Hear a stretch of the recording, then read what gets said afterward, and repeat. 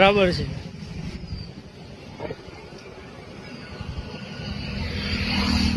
બોલો સાહેબ, આ છોકરાઓ પાસે કેમ કામગીરી કરાવો છો?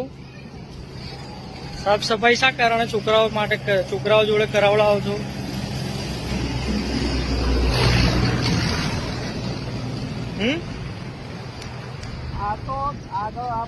ના પણ આ ભણવાનું સાહેબ એમનો ચાલુ ક્લાસ છે સાહેબ.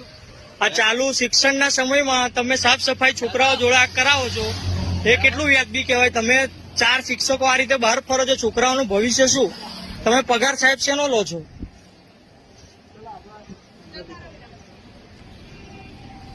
હે સાહેબ, આ રીતની તમે આ રીતે કામગીરી કરાવો છો, આ કેટલું વ્યાજબી છે?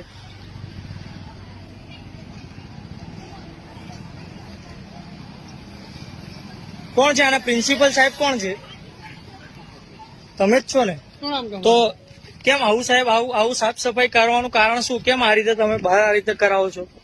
તમારા સ્કૂલના પટાવાળા નથી સાહેબ?